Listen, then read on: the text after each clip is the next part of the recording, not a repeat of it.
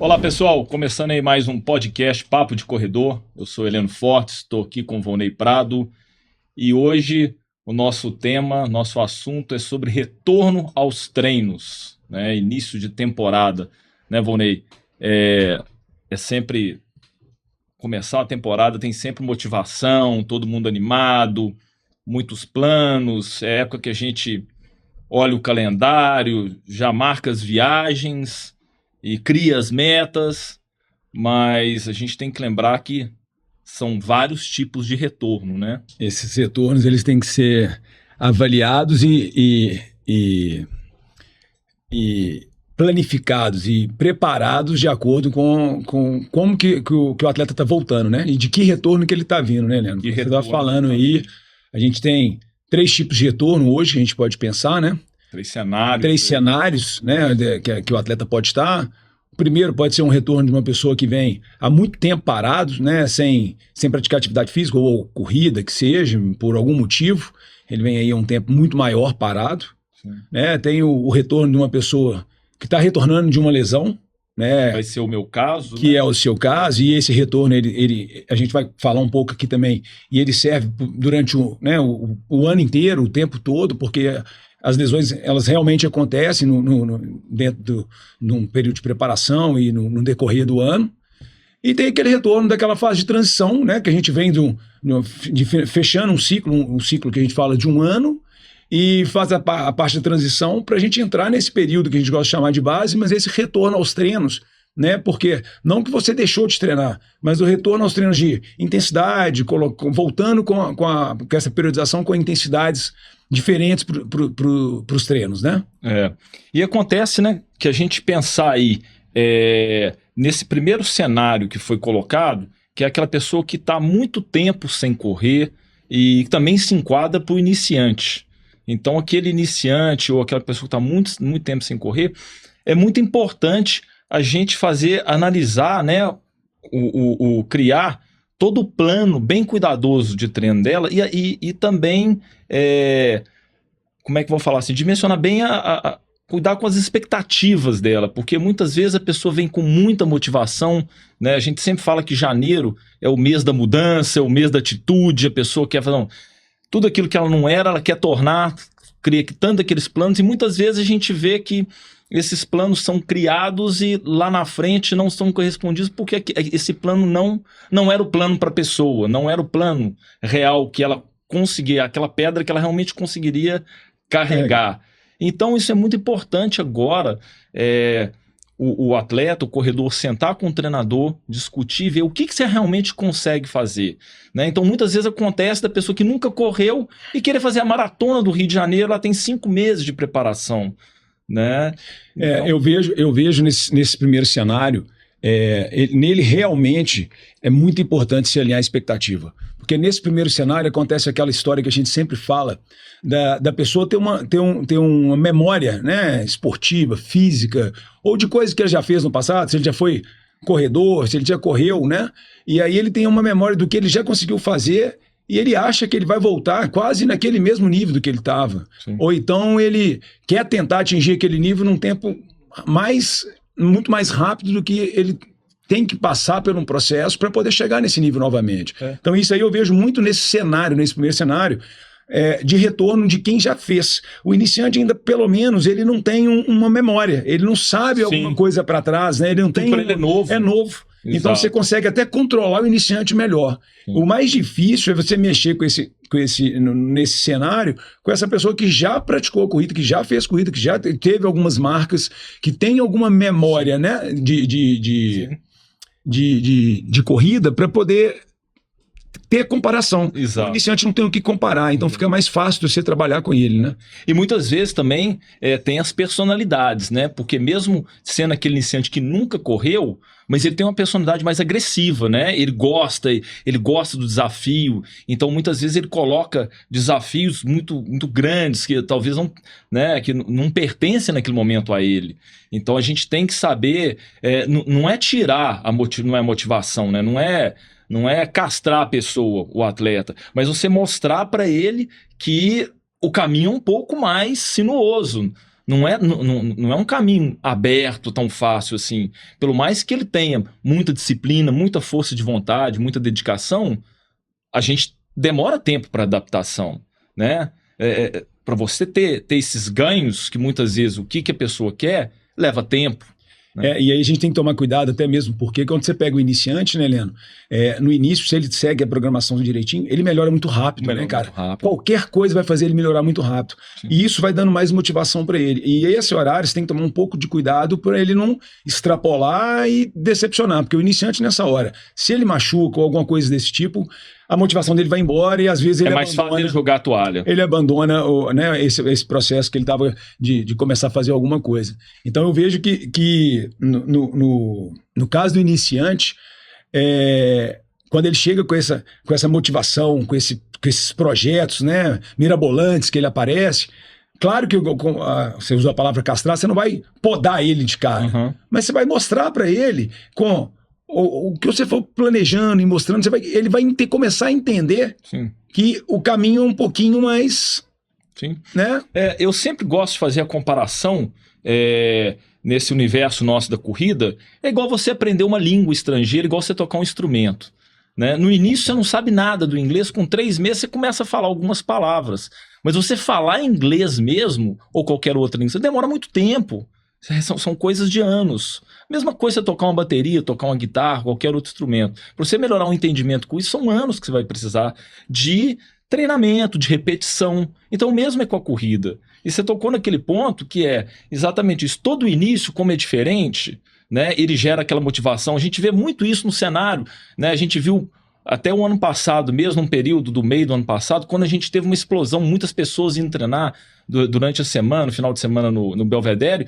Hoje a gente já vê que deu um pouco uma freada nisso. Né? Possivelmente são aqueles 3 meses que as pessoas têm o período de paixão, de amor com o esporte, que a novidade, né, gera aquela curiosidade, mas depois elas não conseguem, por algum motivo, ou por falta até mesmo de instrução, elas não conseguem dar sequência, que a gente sabe que é o principal para qualquer atividade que a gente queira. A continuidade, a constância, né? É a principal arma que você tem para você poder ter melhora, para você poder ter mais sucesso nisso. Então, dentro disso, nesse cenário, esse retorno ele tem que ser muito bem planejado, né, pelo treinador, pela pessoa que te acompanha, para a gente poder, dentro de tudo que a gente falou, esse atleta não desanimar novamente, não voltar a largar a atividade, porque se ele já tem um tempo de inatividade, possivelmente em algum momento ele desmotivou. Ele já estava parado há muito tempo. Tirando um caso de lesão, que aí é um outro cenário que a gente vai falar, se ele está parado há mais tempo é porque por algum motivo ele largou a atividade. Sim. E se ele largou, ele já teve ele desmotivou ou alguma coisa que tirou ele daquilo ali. Então, por isso que esse retorno também é importante ele ser muito bem planejado, tanto na parte física como na parte emocional. Na parte emocional. Na parte emocional desse atleta, porque você não pode decepcionar, ele não pode decepcionar novamente. Porque por algum motivo ele pode abandonar de novo a atividade. E Volney, existe aquela coisa que nós mesmos já... Porque quando às vezes chega aquele atleta para você que está muito motivado, é difícil, né? A gente dá a real para ele. Então a gente fala, não, cara, quando ele chega, eu quero fazer a maratona do Rio de Janeiro. O cara nunca correu, ele quer fazer a maratona do Rio de Janeiro. Hoje, 1º de janeiro, ele fez a inscrição e quer fazer a maratona do Rio, tem 5 meses de preparação. Você não vai virar para ele, muitas vezes, porque a gente sente a energia, né? Você vai falar, não, você não vai fazer, pensa em outra coisa.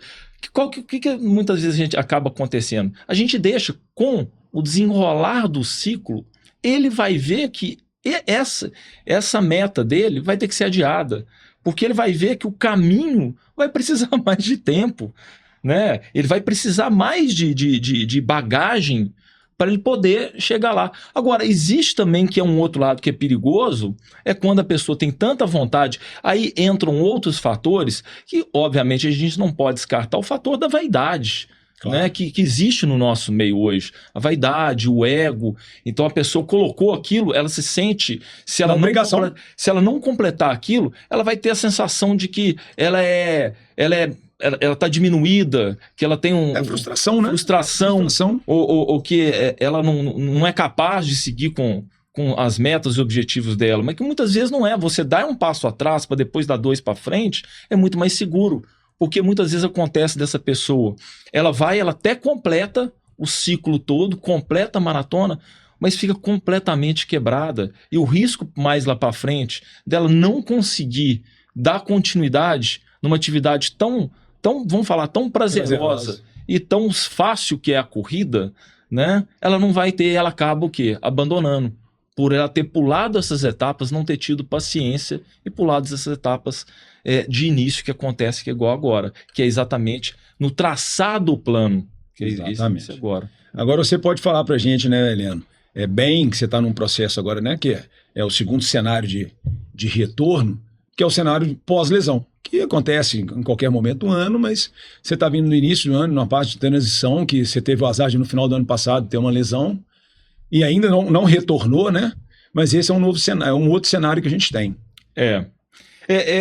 O retorno, eu tive uma lesão de bíceps femoral posterior de coxa, grau 2C, que foi diagnosticado numa ressonância magnética, e quando eu fui no fisioterapeuta, ele falou, isso é quadro para 6 a 8 semanas sem correr. Aí eu falei assim, puxa vida, mas com 2 semanas você já está sem dor, com 1 semana você está sem dor, com 2 semanas você já não sente dor mais nenhuma. Você está assintomático, mas a gente tem experiências passadas. Se colocasse o Heleno 10 anos atrás, eu ia voltar a correr. Mas hoje eu prefiro muito mais ter a paciência e respeitar esse processo, porque eu não vou ser diferente de ninguém, né? Se o prazo é esse, os estudos mostram que são 6 a 8 semanas, por que eu vou tentar passar naquilo? Se isso é respeitado em todo mundo, no mundo do futebol, no mundo de todo o esporte. Então, eu falei, eu estou na 7ª semana, domingo vai inteirar 7 semanas, sem correr. E eu optei, nesse período, por fazer atividade paralela, que é o elíptico e bicicleta. Então, eu estou hernando isso para poder manter o condicionamento aeróbico dentro de si, obviamente, para cuidar do peso, não ganhar peso e tentar minimizar as perdas do aeróbico. E agora, depois, que é aquela coisa, né, Vonley? Quando eu retornar, porque o meu retorno vai ter que ser gradativo.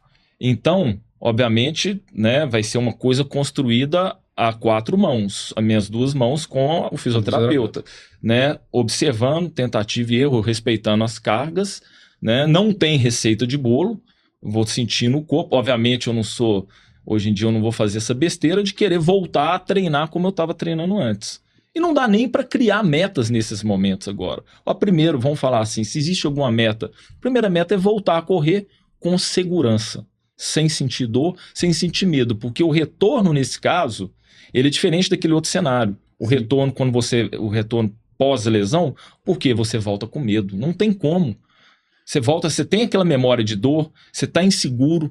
Então, qualquer coisa que acontece, você fica relacionando, você fala, nossa, será que tá voltando aquilo?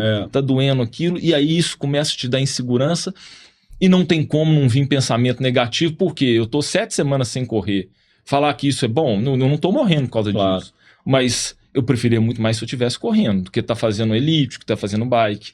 Então esse é um grande problema. Eu vejo, né, dentro desse cenário de retorno, a gente está falando de retorno, mas é importante falar de uma coisa que você colocou, que é uma coisa para te ajudar nesse retorno pós-lesão, é realmente você não abandonar a atividade física, ou qualquer tipo de atividade, que tenta manter o seu cardio, condicionamento, peso, né? Porque você está fazendo um trabalho ali com físio, você já parte de fortalecimento, né? Chega um ponto que esse trabalho de recuperação se torna mais um trabalho de força, um trabalho de força específica para aquela região, para recuperar, ajudar a recuperar aquela região. E aí você vai arrumar alguma outra coisa, principalmente quando o seu esporte é o aeróbico, você vai arrumar alguma coisa para manter esse aeróbico seu. Você está no elíptico, você está na bike, revezando. Então, quando você vai voltar, já você vai ter uma facilidade muito maior de retornar do que uma pessoa que, da parte cardio, do que uma pessoa que ficou completamente parada de tudo. Porque ela teve ganho de peso, ela está parada mais tempo, o cardio já está prejudicado. Né? O emocional dela também, né? Porque acaba, né, Vonley, que quando você está fazendo uma atividade aeróbica e você está colocando ali, eu encaro muito isso antes. Eu ficava assim, putz, vou ter que fazer aquele elíptico, subir fazer 1 hora. Detesto fazer elíptico. Hoje eu não penso assim, não. Eu entro lá e falo assim, eu tomo isso a meu favor, como desafio. Eu vou subir aqui e vou fazer 1 hora de elíptico. Como se eu fosse fazer 1 hora de limiar, 30 minutos de limiar aquilo. Eu tomo aquilo como desafio e levo. Eu passo a não pensar. Porque senão vai ser aquela coisa igual você comer uma comida. Você tem que comer aquela comida, mas né, ela é aquele remédio, mas você não gosta. Então o negócio não vai ser digerido. Então hoje eu já bloqueei isso. Claro. Então eu sento para fazer uma bike, eu tô com outro pensamento. Então eu já falo assim, cara, é 1 hora de carga que eu tô aqui, de carga de aeróbico. Então, porque quando você fica sem fazer nada, puxa, você voltar. Você não vai ter paciência para... Você está treinando o seu mental de ficar ali. Quando você voltar, você não vai ter paciência de correr 20 minutos. Exatamente. Meia hora, você não vai aguentar. Então... e aí, dentro disso, uma outra coisa também nesse retorno, que é importante falar, né, Helena? A gente já passou por casos de... Eu, particularmente, ano passado tive alguns casos de lesão, esse ano voltando. E o interessante é, o termo que você usou, a construção a 4 mãos. Em situações diferentes, eu tive que adotar medidas diferentes nesse retorno, entendeu? E existe o caso de no retorno, você está fazendo um retorno, 2, 3 sessões, tudo indo bem e você sentir de novo. Você não ter garantia. E aí você tem que parar de novo ali, talvez 2, 3 semanas para acabar a cicatrização da lesão, alguma coisa. Então, por isso que é muito importante, não adianta, né? Você mesmo colocou aí agora, não, com 3 semanas eu já estava sem dor, 2 semanas estava sem dor nenhuma, assim, pô, já posso voltar. E esse é um caso que a gente passa por isso, você está sem dor, você está voltando a treinar, e aí você fala assim, a programação é uma, mas eu estou sem dor, eu vou colocar uma sessão a mais, eu vou subir a intensidade, vou aumentar o tempo, e eu acho que é essa hora que a gente acaba pisando na bola nesse retorno. Então, eu acho que assim, você usou um termo antes de a gente começar, que a gente estava conversando, pô, Ronei, de 6 a 8 semanas, eu já tenho 7 semanas agora. Se eu tiver que esperar 8, 9, eu prefiro esperar 8, 9 do que eu antecipar uma coisa e ter que esperar mais 5, 6. Então, assim, é um pensamento... Eu falo que essa é uma inteligência que você vai adquirindo com o passar do tempo. Maturidade. Maturidade, exatamente. Porque se fosse um tempo atrás, a gente estava... não, vou tentar. E aí você tentava e batava na ponta de faca. Aquela ansiedade que te matava. E aí, com essa palavra, ansiedade, na hora que você for voltar também, é paciência. Nem é pensando em tempo, é paciência para poder fazer... Né, respeitar o que seu corpo está pedindo e o que você está programado para fazer. E isso é muito, mas muito importante esse retorno. E isso é complicado, você colocou, porque esse retorno, quando passar aquele período ali, aquela semana que você já ganhou confiança, você vê que a lesão foi embora, você já está feliz, já está correndo. Qual que é o próximo ponto? Você vai querer melhorar desempenho. E aí, qual que entra o problema quando você está no retorno? É a comparação. Exato. Você está sempre se comparando com você mesmo. Isso. Os números. Eu fazia meus limiares, eram nessa velocidade. Agora estão nessa. Você fala assim, nossa, que lixo. Meus VO2, minhas séries de VO2 estavam nisso. Agora está nisso. A minha sessão de limiar, agora, minha sessão de ritmo de maratona, ela virou VO2. Entendeu? Virou VO2. O que eu treinava em ritmo de maratona, eu tô babando para fazer VO2 aqui agora, nesse ritmo aí, qual que é o problema disso? Você não tem a paciência. Você querer acelerar o processo, e a gente sabe que o processo, da mesma maneira que você tem 6 a 8 semanas para curar uma lesão de grau 2C, você tem 8, 10 semanas para você ter uma adaptação, para você melhorar seu limiar de 4 minutos por quilômetro para melhorar para 3,55. Você não melhora isso de um dia para a noite. Exato. Você leva tempo. Só que isso é complicado até mesmo pra gente, a gente sabe disso. Entra naquele caso da memória. A pessoa retornando de lesão, ela tem a memória do que ela já fez. Se ela não tiver a mesma paciência que ela teve para tratar a lesão nesse retorno, nesse processo de retorno, ela vai ter problema. Possivelmente, a gente não pode afirmar, mas possivelmente ela vai ter problema. Vai ter problema e problemas possivelmente nesse local que ela teve e às vezes outros problemas. Exatamente. Isso é que vira. Então, se a gente for definir uma palavra nesse cenário agora, é paciência. Paciência. É paciência. A paciência vence tudo aí, né? Quando você está retornando. E aí a gente entra naquele outro cenário que você começou a falar aí, que foi o cenário do período transitório, né? Que é aquele atleta que se manteve treinando ao longo dos 12 meses, possivelmente é um atleta bem treinado, ele passou aí o período de transição 2, 3 semanas ativamente, e ele volta a treinar agora. Né? Mas mesmo assim... Uma coisa que é interessante a gente falar, Helena, antes de a gente entrar nesse retorno, como a gente está aí esse tempo todo aí no caminho da corrida, né? A gente tem muito nesse período de transição o atleta que acha que esse período ele tem que continuar treinando, ele tem que continuar fazendo força, fazendo treino de intensidade. E a importância desse período de transição para a gente entrar de novo nesse retorno com as intensidades é importantíssimo. Ele tem que entender que é importantíssimo, até mesmo para a gente chegar naquele platô, descer um abaixo do platô e depois você conseguir voltar. Claro, você não vai voltar onde você estava, mas rapidamente você talvez vai estar passando daquele platô que você tinha estagnado ali. Então, isso tudo faz parte. E ele tem que entender que esse momento da transição, onde a gente tira um pouco da carga, né? Mantém o volume, um volume um pouco menor, mas mantém os treinos de corrida, mas tira um pouco da carga, ele é importantíssimo para esse retorno também. A gente poder ter uma carga diferente e começar esse trabalho nessa base nossa no início, né? E até mesmo uma questão emocional, né? Porque ele vem ali sobre uma situação crônica, né, de cargas de treino ao longo do ano, as provas, os treinos, os longos, os limiares, os intervalados, que vai, de certa forma, vai agredindo o corpo dele. Então, esse período transitório é muito também, vamos falar que pode ser um período de cicatrização, vamos usar um termo, né? Não é um termo. Mas, assim, para ele recuperar uma cicatrização física e emocional, para ele voltar com vontade de treinar, de fazer treino forte, né? E entender, né, que cada fase agora ela tem um propósito. Exato. Cada fase tem um propósito. Porque existe muito isso também, a gente volta na palavra da ansiedade. Aquela ansiedade que é a pessoa querer pular essa etapa agora, ela fica ansiosa para entrar na fase específica, porque ela acha que a fase específica é a fase que vai te melhorar. E não.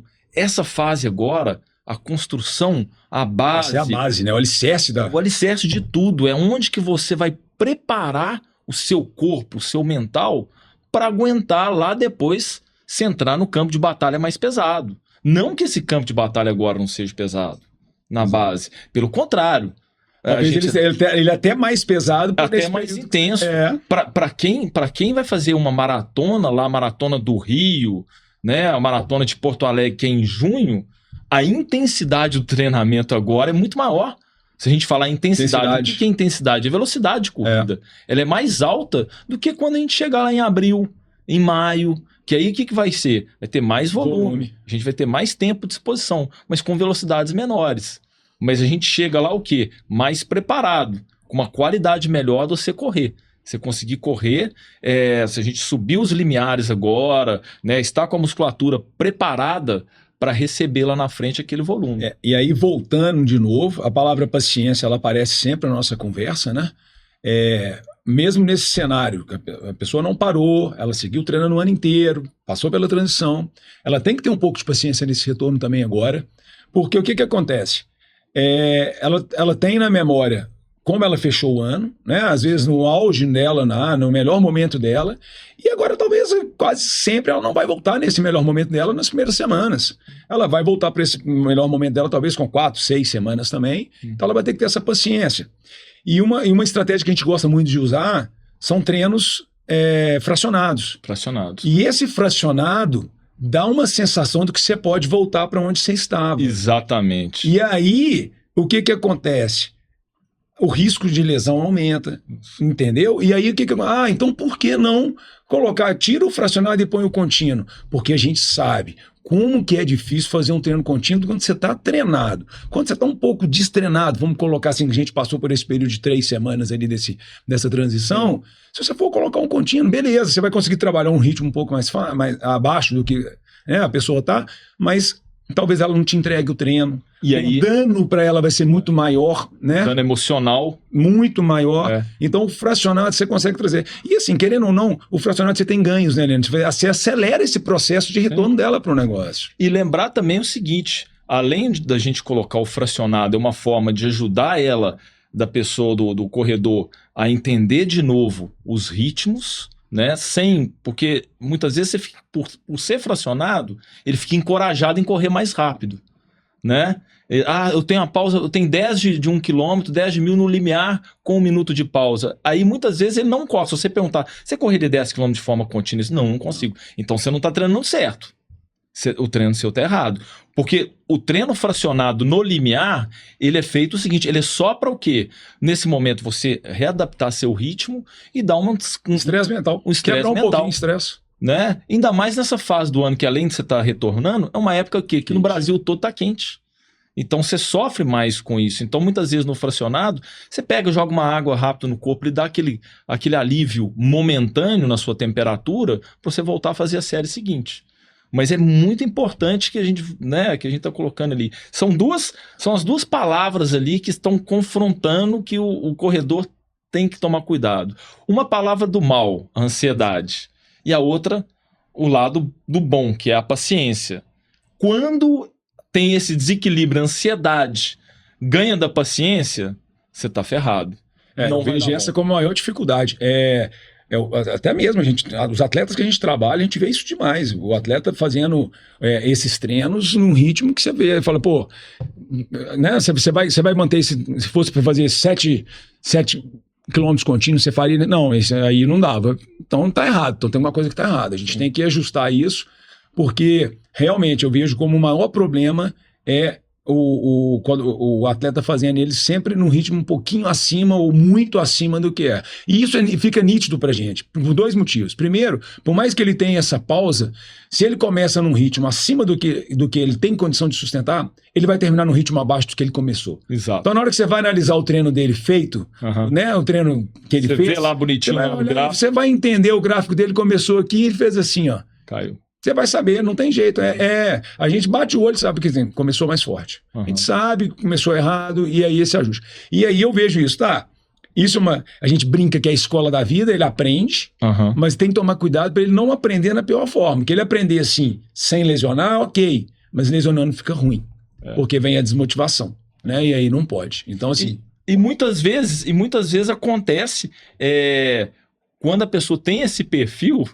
possivelmente ele vai competir dessa mesma forma, né? Porque aí a gente volta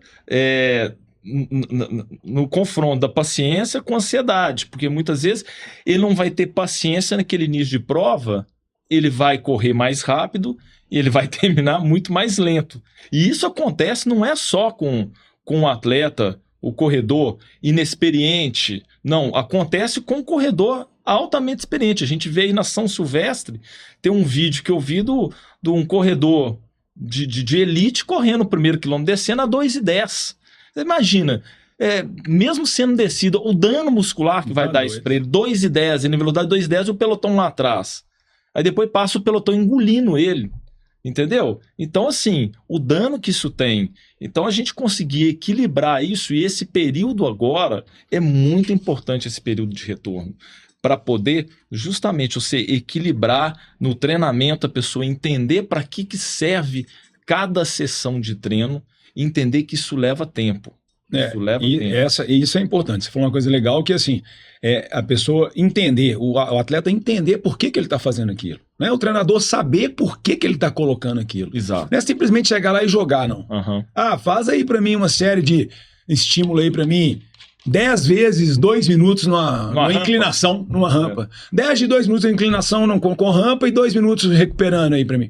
Por que você está fazendo isso? Onde é que você quer chegar? Você quer chegar? Né? Você tem sim, vai pensar, você tem algumas coisas que você vai colocar. Tô colocando isso porque, cara... Tá na base? E assim, base, então vou colocar treino na rampa. Na rampa. Por que você não pode colocar durante o ano? Né? Exatamente. Então, assim, o que você quer com isso? Então, assim, eu acho que tudo isso tem que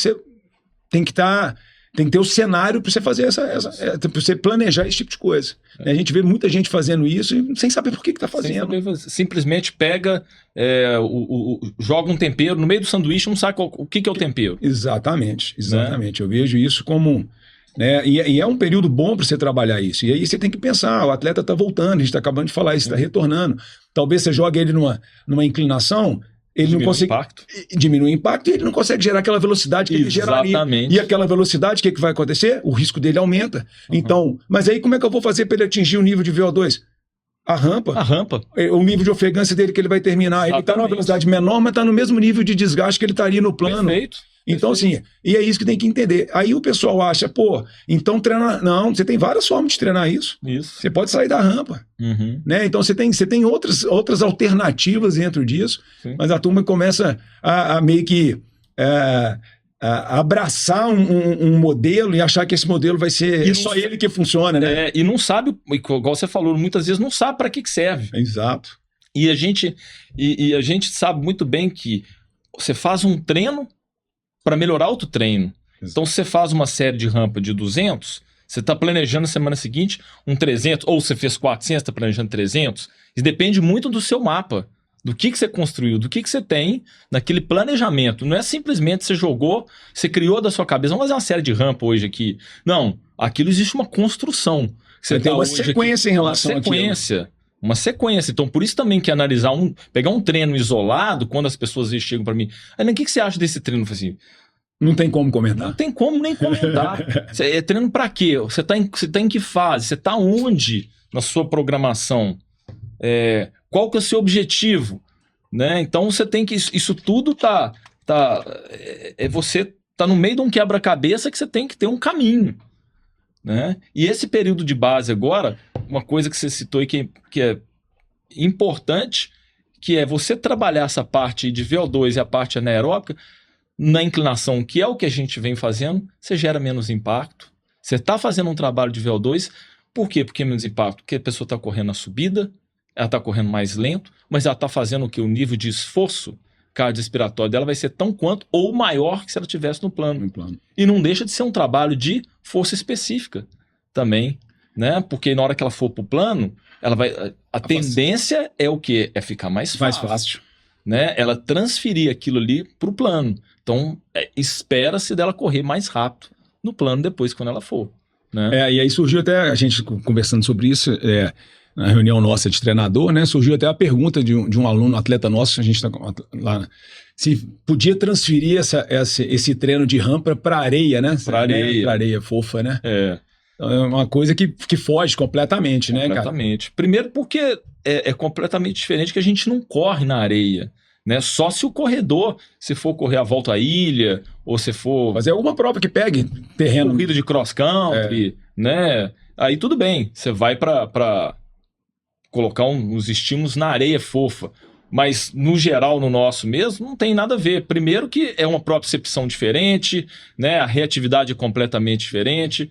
Então, assim, são cenários com propostas completamente diferentes. Até a parte mecânica é completamente diferente, porque a própria, se você pegar a subida, você trabalha um pouco da parte mecânica mesmo no plano, né? Sim, não muda tanto. Antepé, você vai subir usando mais inclinação de tronco, e querendo ou não, você vai fazer corridas e provas de corridas na rua que você vai ter subida. Então, você está trabalhando a parte específica também, força específica para trabalhar em cima disso, né? Sim, sim. Então... mas é bom deixar claro isso, que esse período que a gente trabalha, a gente está com o intuito maior de proteger o atleta e conseguir trabalhar o que a gente precisa, a parte de cardio dele, né? Ter o VO2 dele na situação de cardiorrespiratória dele, mas protegendo ele na parte de lesão. Sim. Parte muscular, articular. E readaptando ele. Readaptando ele. E que pode ser feito... Já colocando aí, você falou no treino de rampa, ele pode ser feito para qualquer um desses três retornos. Tanto para o iniciante, tanto para o atleta que está fazendo um período de transição, ou para aquele que está voltando de lesão, né? No período de lesão. Lembrando que o atleta, quando ele volta do período de lesão, talvez ele tenha que ser com maior cuidado. E aí tem que ver também até o tipo da lesão dele, né? Exato. Se não vai exatamente. Né, agir tanto, né? Porque você vai pensar numa lesão de panturrilha, talvez é mais arriscado, eu acho. Então não vale a pena. E assim, mas aí também é aquilo que a gente está falando, Helena. Um atleta de lesão, retornando de lesão, quando ele puder voltar a fazer alguns estímulos, eu acho que eu não vejo também como problema, não. Né? Se ele estiver seguindo o processo, né, dentro do planejado, a gente sabe que talvez a gente consiga segurar um pouco a intensidade dele com isso, e essa proteção até mesmo de outras partes do corpo, porque, querendo ou não, inconscientemente, igual você falou, você volta com o retorno com a cabeça pensando naquele local da lesão, inconscientemente você começa a proteger aquele lugar, você muda a sua mecânica de corrida sem perceber, você começa a proteger com outras formas, você desenvolve alguma coisa, algum outro tipo de lesão, alguma dor em um local que você não tinha nada. Sim. Então esse é um cuidado. E acontece muito, né, Volney, nesse período de retorno, é um período muitas vezes que a gente faz teste, né?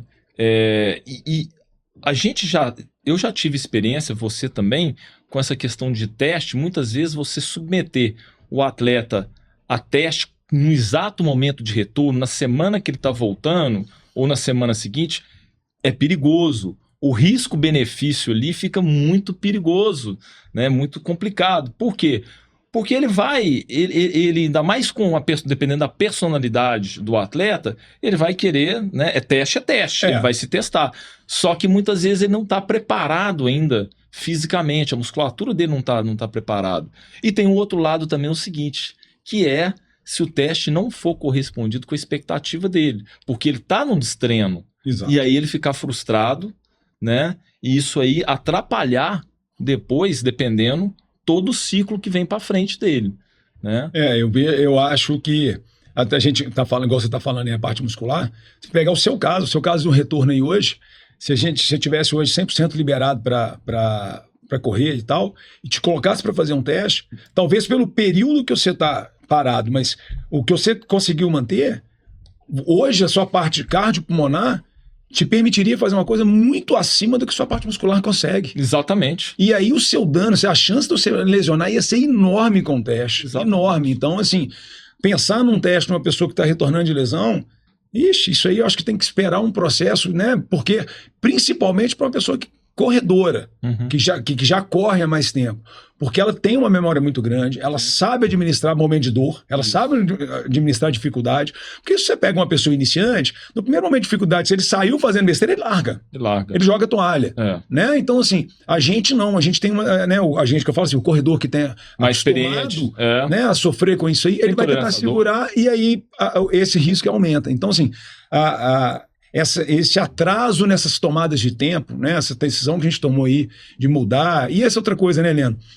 A turma gosta muito dos testes aí de 2.400, 3.000 metros, e aí volto a falar daquilo que a gente está falando da rampa. Você tem que saber para que você está aplicando essa tomada de tempo. O que você quer com ela? Aí todo mundo fala assim, não, eu quero determinar o limiar dela. A zona de treino. Zona de treino dela. Um teste 2.400.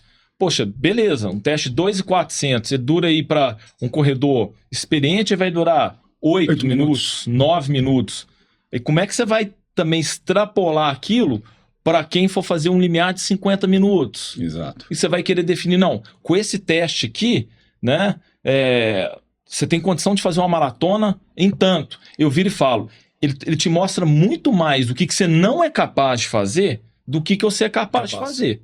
Porque um teste de 2.400 ou 3.000 metros, ele vai te dar muito mais uma definição, uma realidade da sua situação na intensidade alta, né? No seu VO2. Isso. Mas a gente sabe que a velocidade de VO2 é muito diferente da velocidade limiar. Exato. Né? É bem diferente, que é diferente da velocidade de maratona. Então, para a gente pensar, um cara fez um 3.000 metros para 12 minutos. Você sabe muito bem que se ele fizer em 12 minutos, ele hoje não tem capacidade de fazer maratona abaixo de 3 horas. Abaixo de 3 horas. Você já mata esse valor. Isso ele fala, hoje você não vai fazer. Hoje você não consegue fazer. Mas se ele fizer em 10h30, que teoricamente se vende projeções, ele teria condição de fazer a maratona abaixo de 3 horas. Mas não garante. Não é garantido, exatamente. E nem garante também que você pode falar que as zonas de treino dele vão ser tais, que o ritmo de maratona dele, porque ele fez em 10h30 o 3.000, que ele vai conseguir correr o ritmo a 4:12. Não, porque são testes diferentes. Teoricamente, né, as fórmulas vão falar alguma coisa, mas na hora que você jogar para a prática, ele não vai conseguir segurar aquilo ali, possivelmente, né? Dependendo do que for. Então, se você quiser determinar alguma coisa desse tipo, você tem que ir mais para a especificidade dele. Exato. Você quer estimar a zona? Beleza, você pode fazer um VO2 e com aquilo ali você tira a base do seu treino de VO2. Isso. E se você quiser estimar um teste de limiar, pô, chega mais perto do limiar. Isso. Quem sabe Mais tempo de talvez exposição. 5 km, 7 km, eu tomar de tempo de 7 km, não vou nem falar em 10, porque 10 é dependendo. A distância vai depender do nível do corredor. Nível do corredor. Né? Até isso a pessoa tem que entender. Vou fazer uma tomada de tempo de 10 km. Beleza. E se o Heleno corre a meia maratona para 1 hora? O 10 km tá longe para ele do limiar. Tá longe. Entendeu? Então, assim, a tomada de tempo dele tem que ser diferente, tem que ser um pouco diferente. Então, se você quiser isso, até nisso você tem que pensar. Agora, é claro, se você quiser dar uma generalizada, porque você tem mais ou menos, né? Você trabalhar ali perto de 25, 30, 35 minutos numa tomada de tempo, né? Você escolhe uma distância que fique dentro disso, né? Entre 20 e 30 minutos, vamos colocar assim, você consegue estimar mais próximo, mais fidedignamente a velocidade limiar desse atleta seu. Então, teoricamente, você faria os 2 testes. O 2.400 ou 3.000, talvez, pensando no VO2, e o, sei lá, de 20, 25 minutos ali pensando no limiar. Sim. Eu acho que seria uma coisa mais certa, mais certeira para você determinar isso.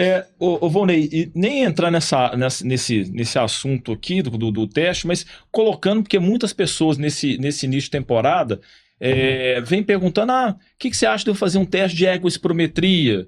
Porque poder achar meus limiares, aquele negócio todo. Olha, o teste de egoespirometria, beleza, é um teste que vai fazer a sua análise de gás, né? O tanto de oxigênio que você está inspirando, o tanto de CO2 está eliminando, e aí não vai ter um ponto em que você vai achar qual vai ser aquela velocidade sua de limiar. Mas a gente tem que lembrar que tem uma série de limitações nesse teste. Primeiro, ele está fazendo uma esteira. Depois, ele está fazendo com uma máscara de oxigênio, que às vezes ele faz com um tubo, que ele não respira pelo nariz, muitas vezes a máscara, e está cheio de eletrodos, né? E que esse teste, muitas vezes, ele está num ambiente climatizado, entendeu? Então ele não está muito na realidade dele. Tem um protocolo de inclinação de esteira. Exatamente. Tudo. É completamente esse protocolo de inclinação, em que quando ele é colocado em inclinação, ele vai muitas vezes entrar em fadiga muscular antes da parte respiratória, porque a inclinação fica tão alta, eu já vi testes, eu mesmo já fiz testes desses, que muitas vezes sua panturrilha, seu quadril não aguenta mais. Então você já está quase subindo uma montanha, quase Everest ali, e você está pedindo, pelo amor de Deus, para poder parar o teste.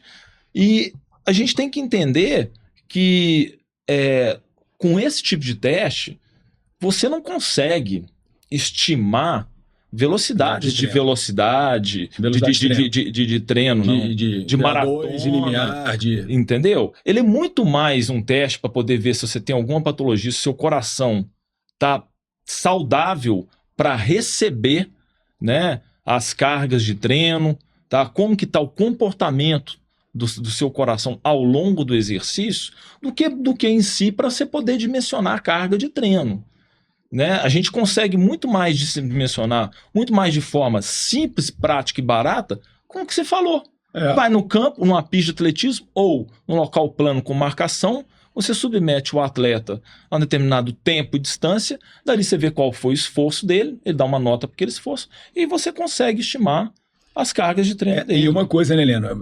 O pessoal também usa muito esses testes mais curtos, até mesmo porque a gente sabe que tomada de tempo grande é um negócio difícil, você está motivado, a cabeça, né, focado para fazer isso.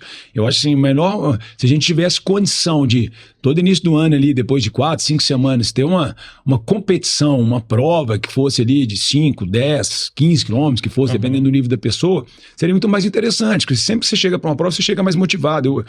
A gente, né, eu acho que você concorda comigo, o lugar que você corre mais rápido é na corrida, na prova. Na prova. Não tem jeito. Vou trazer para o treino que vou fazer uma tomada de tempo, cara, estou super motivado e tal, mas a prova é o local que você corre mais rápido. Pode até ser que você faça um treino mais rápido, mas o local que você vai sempre correr mais rápido é a prova, é a competição. Você vai colocar maior esforço, todas as suas cartas na competição. Não tem jeito, não tem jeito. Então, assim, eu vejo isso também como um fator de dificuldade para fazer tomadas de tempo maiores, mas eu acho que é importante até mesmo para você começar a trabalhar a parte, né, para você mensurar melhor as intensidades do treino do seu atleta, mas também você começa a trabalhar com ele a parte emocional, a parte cabeça dele, para ele sustentar aquela dificuldade no período dessa tomada de tempo, cara. Sim. Porque você tem que saber o que você vai passar. Você tem que administrar o momento ruim e voltar para ele. Você tem que crescer de novo. Né? Isso acontece, a gente sabe. E a cada distância tem um momento que é crítico. Tem. Independente. Se for o teste de 3.000, tem um momento crítico no 3.000, tem um momento crítico dos 5.000. Você falou tudo. Entendeu? Administrar aquele momento difícil que todo atleta tem. Todo atleta tem. O negócio, qual que é a diferença? É você voltar para o momento bom. É isso, né? É aquela crista. É saber lidar com o momento difícil. O momento difícil, você tava lá embaixo. Se você fica com ele muito tempo lá embaixo, dançou. Então você saber que foi lá embaixo, sai dali rápido, sai desse buraco rápido. Exato. Volta pro topo, então volta pro meio, entendeu? E você só faz isso quando? Quando você tem experiência com isso. Quando você é submetido a esse tipo de estresse. E é aquilo que a gente fala. Então, assim, uma coisa que é bom, né? Até mesmo nesse período de retorno aí, você passou ali 6 semanas, 4 semanas, 6 semanas. Se tiver uma provinha, aparecer uma prova, é legal fazer. E a prova, né, Heleno? Hoje o mundo está girando muito em torno da maratona, né? Sim. As pessoas esqueceram das outras distâncias, as distâncias menores, principalmente. A meia maratona ainda tem muita gente. Mas, assim, a importância que se tem de correr distâncias menores. Porque você não consegue fazer maratona o ano inteiro, 4, 5 provas. Né, competindo no limite que você tem que competir. Mas já consegue fazer 4 provas de 10 km durante o ano inteiro, fácil, competindo, né, no limite que você precisa de competir. E essas provas, eu vejo assim, elas te ensinam essa parte mental, administrar, porque você vai ter momento difícil toda a prova. Toda a prova você vai ter um momento difícil. E na hora que você tem esse momento difícil, vai ter dia que você vai lidar melhor com ele, vai ter dia que você vai lidar pior com ele. Isso. E nisso, o que acontece? Você começa a aprender. Aquele dia que eu saí dele rápido, eu fiz isso, eu fiz aquilo. É isso. É administrar esses momentos. Então você tem que aprender. E como é que você aprende? Praticando. Fazendo.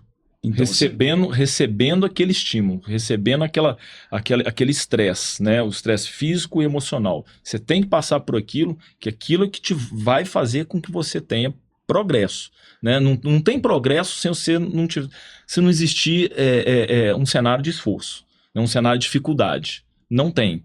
Exato. Não tem. E assim, o treinamento que a gente coloca ali, nos próprios testes, uma coisa que fica interessante, legal da gente pensar é que um teste de 3 km, ele vai te ensinar a sofrer numa determinada faixa de desconforto. O 10 km te ensina a sofrer de outra faixa. Então, o que fica...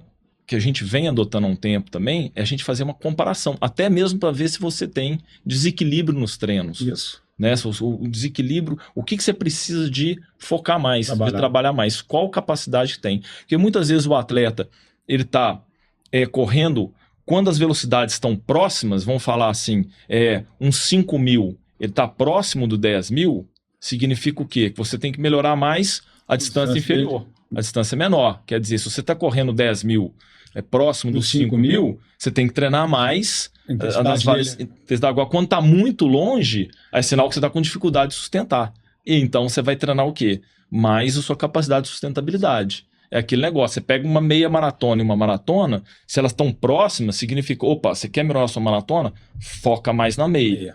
Agora, se você está correndo uma meia para 1,30 e corre uma maratona para 3h20, quer dizer o quê? Em algum ponto, você está despencando no desempenho. Você está com dificuldade de sustentar. Então, vamos trabalhar o quê? Melhorar a sua capacidade aeróbica, de sustentabilidade. Isso. Então, isso tudo, esses pequenos testes que são feitos também, eles servem para isso. Essas comparações. Para ver os desequilíbrios no treinamento. Isso aí. Né? Te direcionar, te deixar mais assertivo de novo na prescrição. Né? Mas aí, Heleno, o mais importante a gente deixar aí desse retorno, né, cara, as 2 palavras: controlar a ansiedade e ter paciência. Qualquer retorno, né?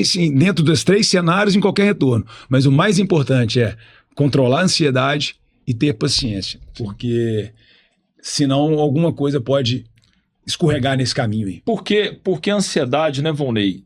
Sempre, todos nós, o ser humano, ele tem ansiedade por resultado. Todo mundo, né? Todo mundo quer prosperar, quer melhorar, quer ter desempenho, né? Qualquer coisa. Só que a gente sabe que esses passos rápidos, eles são inimigos, né, da construção. Né? Você tem um tempo ótimo. Né? Uma obra, um prédio, ele demora X, né? Se você colocar muitos funcionários, ele vai subir mais rápido, né? Mas ele, mesmo colocando 1000 funcionários por dia, você tem um tempo para poder fazer aquilo. Você não consegue colocar o 10º andar sem colocar o 6º, 7º, 8º, o 9º e o 10º. E o né? 10º. Então você leva tempo. Isso. E você tem planejamento para isso. E cada um, né? A gente tem que pensar isso também. O atleta que treina todos os dias, 7 sessões por semana, ele é diferente do atleta que treina 4, que treina 3. A gente tem que lembrar que o atleta que passou treinando 7 vezes por semana 2024, ele tem muitos mais treinos do que o que passou treinando 4 vezes. Isso. Então o retorno no treinamento dele vai ser mais rápido também. Mais rápido. A capacidade dele de recuperar é mais rápido. O poder, muitas vezes, o poder mental dele de aguentar a carga de treino é maior também. Agora, aí vem a ansiedade. O cara que treina 4, eu posso treinar 5? Ah, Volney, eu quero melhorar, eu posso treinar 6 vezes por semana? Cara, não sei, vamos ver. Vamos ver. Será que a gente já teve experiências de alunos nossos que falam assim, poxa, eu vejo tanto que o volume é importante, eu vou começar a treinar, descansar uma vez por semana. Treinava só 4 vezes. Aí começou, passou um mês, teve canelite. Passou um mês, teve canelite, o outro também não aguentou. Então, não é todo mundo. A gente viu aí, saiu uma pesquisa mostrando que os corredores de elite, né, que tem maratonas para 12 e 15 para baixo, todos correm 180, 200 km por semana. Então achamos a luz no fim do túnel. Então eu e você vamos correr. 200. 180 km por semana agora, 200, vamos começar a correr? Vamos. Aí daqui a um mês e meio, nós dois estamos no departamento médico. Não vamos ficar 6 meses sem correr. Exatamente. Né? Então será que é todo mundo que pode receber? Que pode. Então isso tem que ficar muito claro. Aí a gente sabe disso, Heleno. A gente, mais do que nunca, isso pra gente não é segredo, que o volume é a coisa mais importante, principalmente para as longas distâncias. Quer melhorar o volume é muito importante. Mas tem gente que aceita uma carga maior e tem gente que não aceita uma carga maior. Né? E a pessoa tem que entender que quando a gente fala volume, não é volume e intensidade. É volume administrado com a intensidade. Uhum. Porque o que acontece? As pessoas esquecem e falam assim, e acham que você tem que mesclar isso aí. As pessoas que treinam menos, eles treinam, né? A pessoa que treina 3 vezes na semana, ela treina muito mais intensidade do que a pessoa que treina 6. Porque a 6, ela treina 3 treinos de intensidade, mas treina 3 sem intensidade, mais lento. Sim. Então a pessoa que treina 3, 4 vezes quase não corre lento. Quase não corre lento. Entendeu? Então, assim, é essa administração. Então, assim, igual você falou, uma pessoa que sai de 4 e vai para 5, 6, a gente tem que saber, eu quero ir para 6. Você fala assim, não, peraí, vamos primeiro colocar o 5º e ver como que você vai responder ao 5º por um período. Não é uma semana, não, é um período. Tá dando certo, a gente coloca o outro. Não, já não tá dando certo, a gente recua. Isso. Volta e segura o negócio. Então, você tem... Agora, o problema é o seguinte, aquilo que você falou. Lá atrás, a gente tem que administrar a ansiedade desse atleta. Porque na hora que ele fala que é 6, fala assim, não, você não pode correr 6, você pode o cara vai lá embaixo. Não, vamos tentar pôr mais um dia. Se der certo, a gente joga o 6. Porque o que acontece? Se der errado, você mostrou para ele que não dá. Você não foi e falou com ele, não, você não pode. Né? É diferente. Isso. Ele viu que ele não pode. Aí você vai para ele assim, não, você sentiu, então vamos tentar colocar uma bicicleta, alguma coisa. Você tenta trazer alguma outra coisa para ele. Alternativa. Você dá um caminho para ele poder se sentir, não, então beleza, com isso aqui vai me ajudar, então beleza, então vamos lá. Porque aqui desse jeito não dá. Isso. Né? Assim, eu falo assim, eu corri, a gente corre, né? Você ainda corre, mas eu corri 7 vezes na semana. 120. Hoje, se eu correr 7 vezes na semana, vai dar 2 semanas, deu errado. Eu tenho certeza disso. Então, já me contentei em correr 4.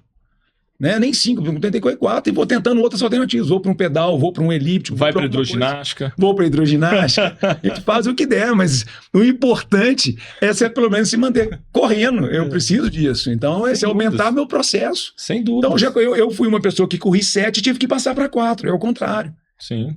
Faz parte. Sim. E saber, e ter essa sabedoria, essa calma de saber subir um degrau e de descer também. Exato. E que muitas vezes, para o cenário do amador, não é porque você está descendo um degrau que você vai piorar. Às vezes não. Isso. Às vezes esse descanso, essa retirada dessa carga, tá te dando o quê?